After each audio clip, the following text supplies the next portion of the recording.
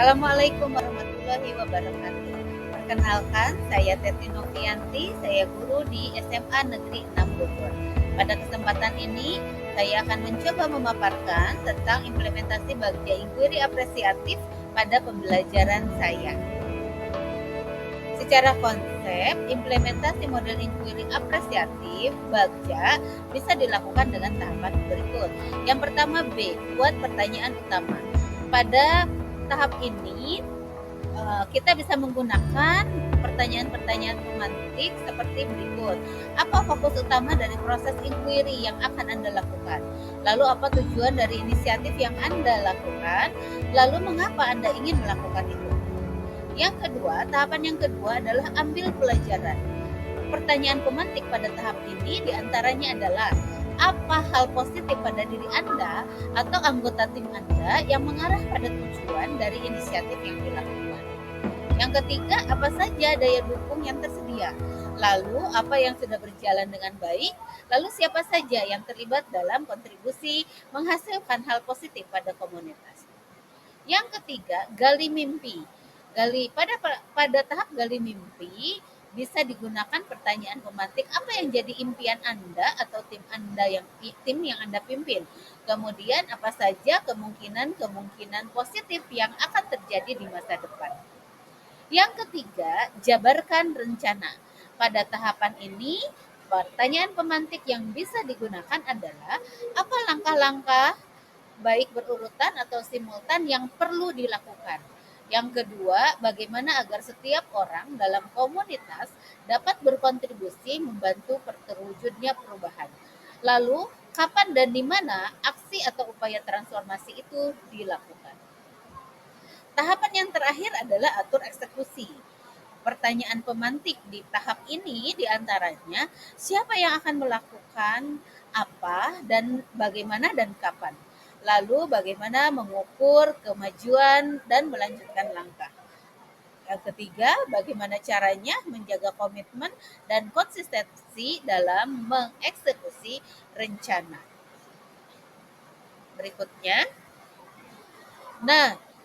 tahapan apresiatif bagja yang coba saya buat dalam pembelajaran saya, prakarsanya adalah tentang pemanfaatan kalkulator saintifik sebagai alat eksplorasi konsep dalam pembelajaran matematika. Pada tahap buat rencana, pada tahap buat pertanyaan utama, pertanyaan yang saya buat adalah apa pentingnya mengeksplorasi konsep matematika?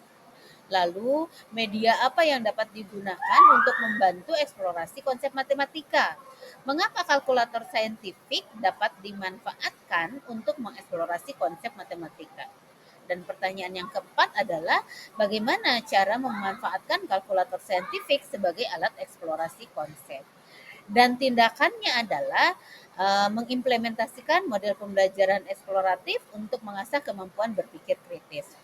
Lalu memberikan pelatihan pemanfaatan kalkulator saintifik sebagai alat representasi, komputasi, eksplorasi, dan afirmasi. Tahapan berikutnya adalah ambil pelajaran. Pertanyaan yang saya buat di ambil pelajaran ini adalah bagaimana cara guru menanamkan konsep matematika pada siswa? Lalu, apakah penggunaan media pembelajaran membantu siswa dalam memahami konsep matematika? Dan tindakan yang dilakukan adalah melakukan wawancara terhadap guru dan siswa tentang proses pembelajaran matematika yang dilakukan atau yang dialami. Lalu berdiskusi tentang media-media yang dapat digunakan dengan mudah oleh siswa.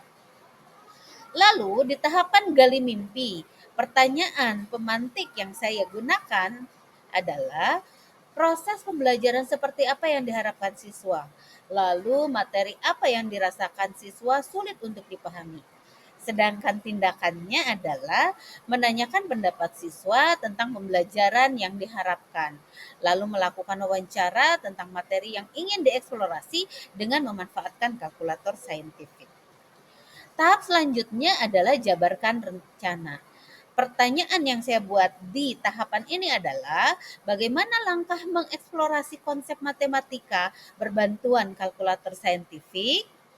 Sedangkan tindakannya adalah satu, menyajikan masalah kontekstual yang terkait suatu konsep matematika. Yang kedua, meminta siswa menyelesaikan masalah sesuai kemampuan. Yang ketiga, mengarahkan siswa mengafirmasi jawabannya menggunakan kalkulator saintifik.